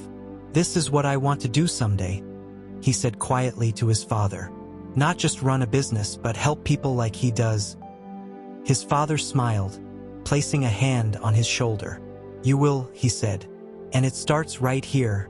The day stretched on, the lot buzzing with activity, as more people arrived to see the food truck that had become a symbol of hope. By late afternoon, the line had dwindled, and the canopy team began packing up their equipment. Elon stayed until the very end, speaking with every person who approached him and ensuring that no one left without feeling heard. As the sun dipped below the horizon, casting the lot in a warm, golden light, Elon finally turned to the food truck owner and his son. Today was just the beginning, he said, but it's a strong start. I'm proud of what you've accomplished. We couldn't have done it without you, the owner replied, his voice filled with gratitude. Elon smiled, shaking his head. You could have, he said. You just needed someone to believe in you. Now it's your turn to pass that belief on to others. A month had passed since that transformative day at the food truck, but the echoes of its impact were still being felt far and wide. The Small Business Resilience Network had officially launched, with the food truck owner and his son at its helm as ambassadors. What had started as a single act of kindness had grown into a movement, capturing the attention of local news outlets and even sparking conversations on social media. The food truck itself had become something of a local legend. Lines now stretched around the block daily, drawing customers not only for the delicious food, but for the story behind it. The truck's branding had been updated to reflect its new mission, with a tagline painted boldly along the side. More than just a meal, a movement. The food truck owner's son stood at the counter, taking orders with a confidence that felt worlds away from the nervous teenager he had been just weeks ago. Thanks for supporting us, he said with a warm smile as he handed a customer their tray. Every order helps us help others. Nearby, Grace and Nathan sat at a table with several others, their laughter and conversation filling the air. Grace's toddler was now a familiar sight around the truck, often toddling up to customers to offer them cheerful waves. Nathan leaned back in his chair, his hoodie pushed back to reveal a grin that seemed permanently etched onto his face. Look at this place, Nathan said, gesturing to the bustling crowd. It's like a whole new world. And to think it all started with a guy throwing a tantrum. Grace chuckled, brushing a strand of hair from her face. Sometimes it takes a mess to bring people together, she said. But this is so much bigger than I ever imagined. Across the lot, Elon Musk arrived with his usual understated presence. Dressed casually in a plain t-shirt and jeans, he walked toward the food truck, his demeanor calm but purposeful. As always, his arrival turned heads, but the awe and whispers had begun to transform into something more familiar. He was no longer just a celebrity to these people, but someone they saw as part of their community. The food truck owner spotted him first, breaking into a wide grin as he stepped out from behind the counter. "Elon," he called out, waving him over. "Good to see you." Elon returned the smile, shaking the man's hand firmly. "Good to see you too," he replied. "Looks like things are going well." "Well doesn't even begin to cover it," the owner said, gesturing to the line of customers. "We've been busier than ever, and not just because of the food. People want to be part of what this truck represents." "That's exactly what I was hoping for," Elon said. He turned to the teenager, who was now organizing a stack of takeout containers. "How about you? How's it been handling all the attention?" The boy looked up, his face breaking into a proud smile. "It's been amazing," he said.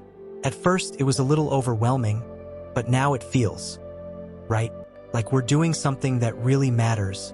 "You are," Elon said simply, "and it's only going to grow from here." The food truck owner nodded, his expression thoughtful. "I wanted to tell you," he said, "we've started mentoring a couple of other small businesses in the area, just like you suggested. It's been incredible to see how much of a difference even a little bit of guidance can make." "That's what this is all about," Elon replied. "Giving people the tools they need to succeed and showing them that they're not alone." As they spoke, a young man approached cautiously, clutching a notebook much like the bakery owner had a month earlier. He hesitated for a moment before stepping forward, his voice quiet but steady. "Excuse me," he said, addressing Elon. "I don't want to interrupt, but I heard about what you're doing here. I've got a small tech startup and, well, things haven't been easy. I was wondering if you'd be willing to give me some advice." Elon turned to him, his expression warm and inviting. "Of course," he said. "Tell me more about your startup. What's the biggest challenge you're facing right now?" The young man hesitated, then launched into a detailed explanation of his struggles with funding and scaling. Elon listened intently, occasionally nodding or asking clarifying questions. By the time the conversation ended, the young man was visibly more relaxed, his earlier anxiety replaced with a sense of hope. "Thank you," he said sincerely. "I didn't think I'd ever get the chance to talk to someone like you." "You're welcome," Elon replied. "And remember, success isn't about never struggling. It's about how you respond to those struggles. Keep going, and don't be afraid to ask for help." As the young man walked away, the food truck owner shook his head in amazement. "You have a way of making people believe in themselves," he said. "It's incredible to watch." Elon shrugged modestly. "Sometimes people just need a reminder that they're capable of more than they think," he said. "It's not about me. It's about what we can build together." The rest of the day passed in a blur of activity, with customers coming and going, each one leaving with more than just a meal. The food truck had become a beacon of hope, a place where people felt seen and valued. And at the heart of it all was the simple truth that kindness, when combined with action, had the power to change everything. As the sun set, casting the lot in a warm golden glow, Elon stood by the truck, watching as the last few customers placed their orders. He turned to the food truck owner and his son, his expression one of quiet pride. "This is just the beginning," he said. "What you've built here is going to inspire people far beyond this lot. Keep going, and don't lose sight of what matters most." The owner nodded, his voice steady as he replied, "We won't. Thanks to you, we know what's possible." Elon smiled faintly, his gaze lingering on the bustling lot for a moment longer. Then he turned and walked away, his presence leaving behind a sense of possibility that lingered in the air. 2 months after Elon Musk's first visit to the food truck, the initiative had grown far beyond what anyone had anticipated. What started as a single act of kindness had spiraled into a nationwide conversation about community, resilience, and the power of supporting small businesses. News outlets were running stories about the Small Business Resilience Network, and social media platforms were flooded with hashtags like #Elon'sFoodTruck and #BuildingTogether. The food truck had become a phenomenon, drawing attention from people far and wide. It wasn't unusual to see a line stretching down the block, filled with customers eager to experience the now famous meals and be part of the movement. But what truly set the food truck apart was its ability to inspire others. It wasn't just a place to grab a bite. It was a symbol of hope. Today, the truck was parked at a bustling community event organized by the network. Local vendors had set up stalls around a grassy park, showcasing handmade goods, fresh produce, and other offerings. A stage had been erected at the center of the park, where musicians performed and speakers shared their stories. At the heart of it all stood the food truck, its bold tagline shining brightly. More than just a meal, a movement. The food truck owner stood behind the counter, his son beside him, as they worked together to serve the seemingly endless line of customers. Despite the rush, their energy never wavered. Each interaction was filled with warmth and gratitude, as though they were personally thanking every customer for being part of their journey. Grace and Nathan had become regulars, and today was no exception. Grace's toddler was now a familiar fixture around the truck, toddling up to customers and waving enthusiastically. Nathan leaned against a nearby table, grinning as he watched the scene unfold. "Can you believe this?" he said, gesturing toward the crowd. "It's like a festival, but better. Everyone here is connected by something real." Grace smiled, brushing a strand of hair from her face. "It's incredible," she said.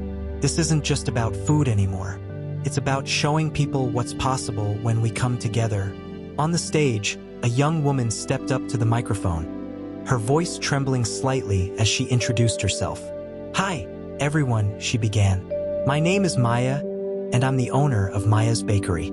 Some of you might remember me from the food truck's launch event a couple of months ago." The crowd clapped warmly, a few people cheering in recognition. Maya smiled, her confidence growing as she continued. "Back then, I was struggling to keep my bakery open. I didn't know how much longer I could hold on. But thanks to Elon Musk and the food truck family, I got the help I needed. Today, my bakery isn't just surviving, it's thriving. And I'm here to pay it forward." The crowd erupted into applause, their energy palpable. Maya stepped back from the microphone, her face glowing with pride as she waved to the audience. Near the food truck, Elon Musk watched the scene unfold with quiet satisfaction. Dressed in his usual casual attire, he blended in with the crowd, but his presence was impossible to ignore. People greeted him warmly as he moved through the park, their gratitude evident in their smiles and handshakes. The food truck owner spotted him and waved him over. "Elon," he called out, "come join us." Elon approached the truck, his demeanor relaxed. "Looks like business is booming," he said with a smile. "It's all thanks to you," the owner replied, shaking his head in amazement. "This wouldn't have been possible without your support." "You give me too much credit," Elon said. "This was always about you and the community you've built. I just gave it a little push." The owner's son stepped forward, his face alight with excitement. "Did you see Maya's speech?" he asked. "She's amazing. I can't believe how far she's come. She's a great example of what this movement is all about," Elon replied. "It's not just about helping businesses survive. It's about helping them thrive and inspiring others to do the same." As they spoke, a man approached hesitantly, his expression a mix of nerves and determination. He carried a clipboard filled with notes, which he clutched tightly to his chest. "Excuse me," he said, addressing Elon. "I don't mean to interrupt, but I wanted to thank you. My business wouldn't exist today if it weren't for this network." Elon turned to him, his expression warm. "That means a lot," he said.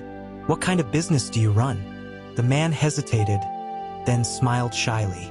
"It's a tech repair shop," he said. "I almost had to close it down last year, but thanks to the mentorship program, I was able to turn things around. Now we're doing better than ever." "That's great to hear," Elon said. "Keep up the good work, and remember to share what you've learned with others. That's how we keep this momentum going." The man nodded, his gratitude evident.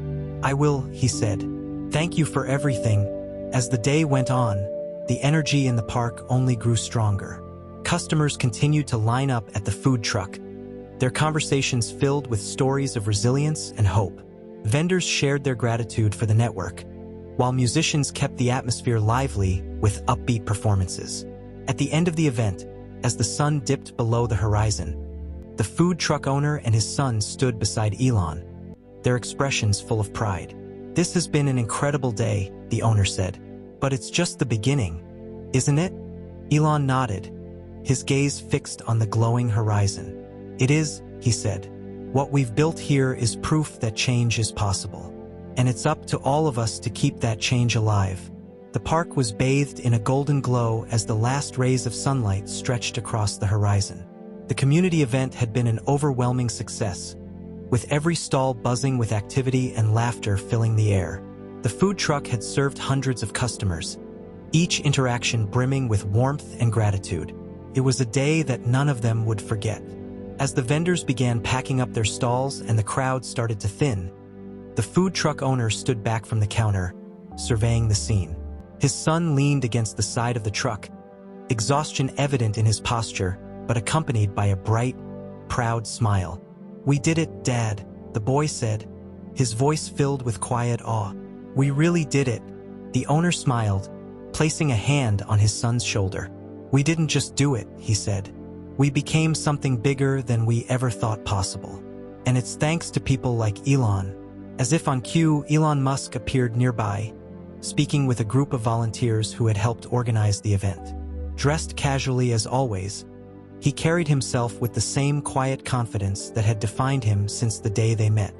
But there was something different about him now, something that spoke of deeper connection and purpose. The food truck owner waved him over, and Elon approached with an easy smile. "Looks like the day was a success," he said, his voice calm but carrying an unmistakable pride. "It was more than a success," the owner replied. "It was life-changing. For all of us." Elon nodded, glancing at the truck's new branding. The bold words, "more than just a meal, a movement," seemed to glow in the warm light of dusk. "You've created something incredible here," he said. "Something that's going to inspire people for years to come." The teenager stepped forward, his eyes shining with admiration. "It's because of you," he said earnestly. "If you hadn't believed in us, none of this would have happened." Elon shook his head, his expression soft. "No," he said. "It happened because you believed in yourselves. I just gave you the opportunity to show the world what you're capable of."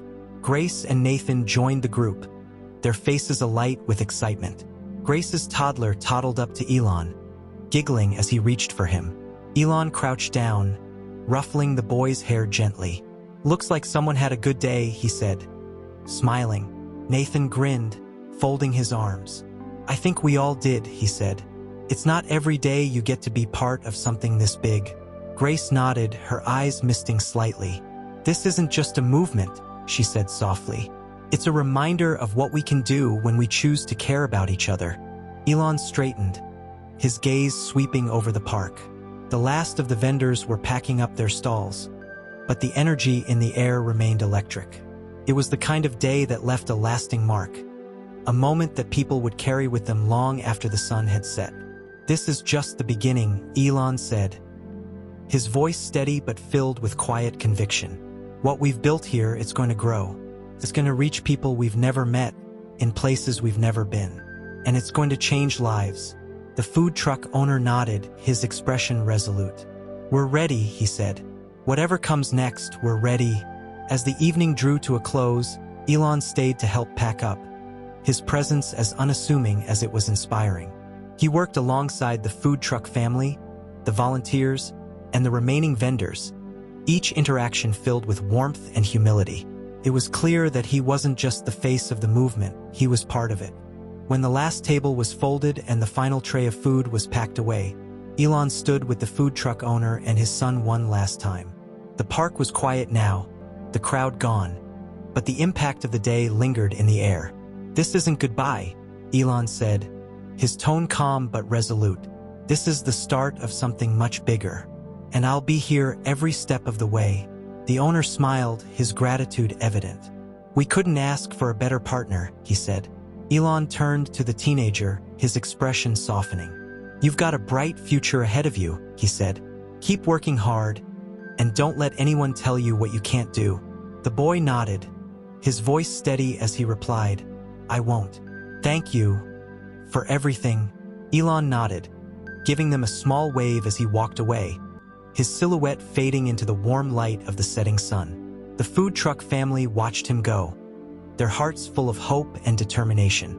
As they loaded the last box into the truck, the owner turned to his son, his voice quiet but filled with pride. "This is just the beginning," he said, "and I can't wait to see where it takes us." The truck rumbled to life, pulling out of the lot and onto the quiet streets. Behind them, the park lay empty, but its legacy was just beginning. What had started as a simple act of kindness had grown into something far greater, a movement that would inspire countless others to believe in the power of community, resilience, and the possibility of change.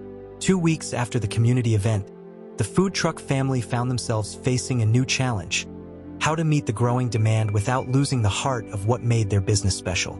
Orders were pouring in, not just from customers lining up at the truck, but from neighboring towns that wanted the experience brought to them. The Small Business Resilience Network was expanding quickly, and the food truck was becoming its symbol, but with that growth came pressure. The food truck owner sat at a folding table in the corner of their small, makeshift office, which was set up in their garage. Papers were strewn across the table: invoices, vendor contracts, and blueprints for a second truck. His son sat nearby, scrolling through emails on a laptop, his expression a mix of excitement and overwhelm. "We've got another request from a town 2 hours away," the boy said, his voice tinged with disbelief. "They want us to cater a charity event next month." The owner leaned back in his chair, rubbing his temples. "That's great," he said, though his tone was weary. "But how are we supposed to make it work? We're already stretched thin as it is." Before the boy could respond, a knock at the door interrupted their conversation. The owner stood, his brows furrowed in confusion. "Were we expecting anyone?" he asked. The boy shook his head. "Not that I know of." When the owner opened the door, he was met with the familiar sight of Elon Musk, standing casually on the porch with his hands in his pockets. He was dressed in his usual understated style, but the slight smile on his face carried the weight of purpose. "Elon," the owner said, his surprise evident. "What are you doing here?" Elon shrugged lightly. "I heard you were facing some growing pains," he said. "Thought I'd stop by and see how I can help." The boy's face lit up as he rushed to the door. "You came all the way here just for us?" he asked, his voice brimming with excitement.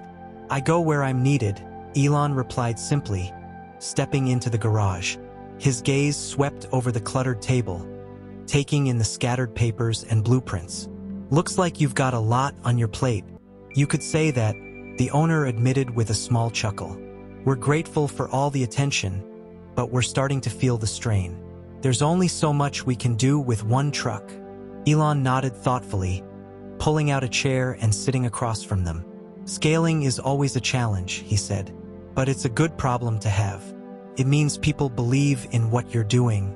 The boy leaned forward, his eyes wide. "Do you have any advice?" he asked eagerly. "We don't want to mess this up." Elon smiled faintly, his expression reassuring. "First, take a breath," he said. "You're not going to mess this up. The fact that you're asking these questions means you're already ahead of the game. Second, let's talk about priorities. What's the most immediate need?" The owner exchanged a glance with his son before answering. "We need another truck," he said. "But it's more than that. We need to figure out how to keep the quality and the personal touch while expanding. That's what people love about us. The connection. I don't want to lose that." "That's a good instinct," Elon said. "Scaling isn't just about growing bigger. It's about growing smarter. The key is to delegate and replicate your values. You can't be everywhere at once, but you can build a team that represents what you stand for." The boy's brow furrowed as he considered Elon's words. "How do we do that?" he asked. "We're just a small family business. Start by hiring people who believe in your mission," Elon replied. "People who see this as more than just a job. Train them to uphold the same standards you do. And as you grow, keep finding ways to connect with your customers. Whether it's through community events, social media, or just good old-fashioned conversations, The owner nodded slowly, a flicker of hope lighting up his eyes. "That makes sense," he said. "But it's easier said than done." "Most worthwhile things are," Elon said with a small smile. "But you're not alone in this. You've got the network now, and you've got me." The boy grinned, his excitement returning. "Does that mean you'll help us get the second truck?" Elon tilted his head slightly, pretending to consider the question. "I suppose I could make a call or two," he said, his tone light. "But only if you promise me one thing." "Anything," the boy said eagerly. "Pay it forward," Elon said simply. "When you're in a position to help someone else, do it. That's how we keep this movement alive." The boy nodded emphatically. "We will," he said. "I promise." Elon stood, his presence commanding but never overbearing. "Good," he said. "Now let's get to work. I'll start with the truck, but we'll also need to map out a plan for hiring and training." "This is just the beginning." The owner and his son exchanged a glance, their earlier weariness replaced by determination. "We're ready," the owner said, his voice steady. "Let's do this." Over the next few hours, the garage buzzed with activity as Elon and the family worked together to map out their next steps. They sketched out plans for the new truck, brainstormed ideas for training programs, and even started drafting a schedule for community events. The weight of their challenges hadn't disappeared, but it felt lighter now, manageable. As the evening wore on, the boy looked up from his laptop, his expression thoughtful. "Elon," he said hesitantly, "why do you do this? You could be working on rockets or electric cars. Why take the time to help us?" Elon paused, his gaze softening. "Because it matters," he said simply. "Building a better world isn't just about big ideas and technology. It's about people, helping them thrive one step at a time. That's how real change happens." The boy nodded, his admiration evident. "I want to be like you someday," he said quietly. Elon smiled faintly, his tone warm. "You already are," he said. "You just don't know it yet." The following week was a whirlwind of activity as the food truck family embarked on their journey to scale their operation. The garage that had once served as their makeshift office was now bustling with energy, transformed into a hub of brainstorming sessions and planning meetings. Large sheets of butcher paper covered the walls, scribbled with ideas for branding, logistics, and customer outreach.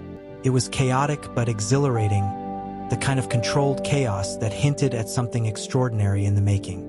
The food truck owner stood at the center of it all, a clipboard in hand as he reviewed a checklist. His son sat nearby, typing furiously on a laptop as he managed the influx of emails and inquiries. The boy's confidence had grown significantly since the early days of their business, and his natural knack for organization was proving invaluable. "We've got 3 catering requests for next month," the boy said, his tone tinged with excitement. "One's a local charity event, another is a corporate luncheon, and the third is..." "Wow, a city council meeting." The owner raised an eyebrow, glancing at the clipboard. "A city council meeting? That's a big one," he said. "Do we have the bandwidth for it?" The boy hesitated, then nodded. "We will," he said, "especially if the second truck gets here in time." As if on cue, a knock at the garage door interrupted their conversation. The owner set down his clipboard and opened the door, revealing a delivery driver standing beside a gleaming new food truck. The vehicle was sleek and modern, its exterior painted in the same vibrant colors as their original truck, with the tagline, "More than just a meal," a movement prominently displayed. The owner's eyes widened as he stepped outside, his son close behind. "It's here," he said, his voice barely above a whisper. "I can't believe it." The driver handed him a clipboard, grinning. "Congratulations," he said. "This beauty's all yours." As the delivery driver walked away, the owner and his son circled the new truck, their expressions a mix of awe and excitement. The boy reached out to run his fingers along the sleek surface, a wide grin spreading across his face. "It's perfect," he said. "Dad, this changes everything." The owner nodded, his eyes misting slightly. "It does," he said. "But it also means we've got a lot more work ahead of us." The sound of a car pulling up drew their attention, and they turned to see Elon Musk stepping out of a black SUV. Dressed in his usual casual style, he approached with a small smile, his hands tucked into his pockets. Looks like it arrived, Elon said, nodding toward the truck. What do you think? It's incredible, the owner said, shaking Elon's hand. I don't even know how to thank you. You've already thanked me, Elon replied. Now it's time to put this to good use. The boy stepped forward, his excitement bubbling over. We've already got ideas for the new routes, he said. We want to bring it to neighborhoods that don't have a lot of options for fresh food. Places where a food truck could really make a difference. Elon nodded, his expression thoughtful. That's a great idea, he said, and it aligns perfectly with the mission. But remember, scaling isn't just about reaching more people. It's about maintaining the same quality and connection that made you successful in the first place. The owner nodded, his determination evident. We'll make it work, he said. We have to. Over the next few days, the family threw themselves into preparing the new truck for its debut. They spent hours outfitting the interior with equipment, training a small team of new hires, and designing a schedule that would allow them to reach underserved areas. The work was grueling, but there was an undeniable sense of purpose that fueled them. One evening, as the sun dipped below the horizon, the owner and his son stood in the garage, reviewing the final details for the truck's launch. The boy leaned against the wall, his laptop balanced on one knee as he scrolled through their plans. Tomorrow's going to be huge, he said, his voice tinged with excitement. We've got 3 stops scheduled, and the last one is at a community center. They're even hosting a little event to celebrate us coming. The owner smiled, resting a hand on his son's shoulder. You've done an amazing job, he said. None of this would have been possible without you. The boy grinned, his cheeks flushing slightly. I learned from the best, he said. The next morning, the family gathered at the lot where the new truck would begin its first route. A small crowd had already formed, made up of customers, volunteers, and members of the Small Business Resilience Network. The energy was electric, a mix of anticipation and excitement that seemed to ripple through the air. Elon arrived shortly before the launch, stepping out of his SUV with a cup of coffee in hand. He greeted the family warmly, taking a moment to admire the new truck. Looks like you're ready to roll, he said. We are, the owner replied, his voice steady. Thanks to you. Elon shook his head, a small smile playing on his lips. This was all you, he said. I just gave you the tools. The rest was up to you. As the clock struck 10 a.m., the new truck rumbled to life, its engine purring smoothly. The crowd clapped and cheered as the family climbed inside, their smiles wide and genuine. The boy took the wheel, his hands steady as he guided the truck out of the lot and onto the open road. Their first stop was a small neighborhood on the outskirts of town, where access to fresh food was limited. The truck parked in a central location, its bright colors and bold branding immediately drawing attention. Within minutes, a line had formed, filled with curious residents eager to see what the truck had to offer. The boy worked the counter while his father manned the grill, their movements efficient and synchronized. Each interaction was filled with warmth, as though they were personally welcoming every customer into their family. By the time they finished serving, the truck had sold out, leaving behind a trail of satisfied customers and heartfelt conversations. As they drove to their next stop, the boy glanced at his father, his expression thoughtful. Do you think we'll ever get used to this? He asked. The owner smiled, his eyes crinkling at the corners. I hope not, he said, because the day this feels normal is the day we stop appreciating how far we've come. The second truck's launch was a resounding success, but with it came challenges the food truck family had never anticipated. Orders were pouring in from neighborhoods they had never reached before, and the requests for catering events seemed to double overnight. The Small Business Resilience Network had also expanded, with new entrepreneurs joining the program and looking to the food truck family for guidance. What had once been a small family business was quickly becoming the face of a growing movement, and the weight of that responsibility was starting to show. The food truck owner sat at the small desk in their garage-turned office, his head in his hands as he stared at a stack of invoices. His son was across the room, managing customer inquiries on his laptop. Despite their earlier excitement, the atmosphere in the room felt heavy. We're running out of inventory faster than we can restock, the owner said, his voice tinged with frustration. The suppliers we've been using can't keep up with the demand. The boy looked up from his laptop, concern etched on his face. Do we need to find new suppliers? He asked. Or maybe even start working with more than one? The owner nodded slowly, letting out a long sigh. That's probably the only option, he said. But it's not just about the inventory. It's everything, the scheduling, the staffing, the logistics of managing 2 trucks. It's all moving so fast. The boy hesitated, then spoke up. Maybe we should ask Elon for advice, he said. He's been through this kind of growth before. As if summoned by the mention of his name, the familiar sound of a car pulling into the driveway broke the tension. The boy jumped up to answer the door, and moments later, Elon Musk stepped into the garage. He carried a laptop bag slung over one shoulder and greeted them with his usual calm demeanor. You look like you've been through the ringer, Elon said, taking in their exhausted expressions. The owner chuckled dryly, rubbing the back of his neck. You could say that, he admitted. We're starting to feel the pressure of all this growth. Elon set his bag down and pulled up a chair. Let's talk about it, he said. What's the biggest issue right now? The owner gestured to the invoices on the desk. Supplies, he said.